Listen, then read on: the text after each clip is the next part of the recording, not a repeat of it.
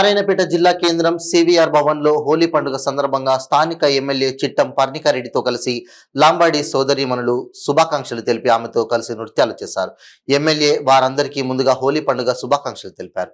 ఈ కార్యక్రమంలో నియోజకవర్గంలోని వివిధ గ్రామాల కోయిలకొండ మండల లాంబాడి సోదరీమణులు తదితరులు పాల్గొన్నారు.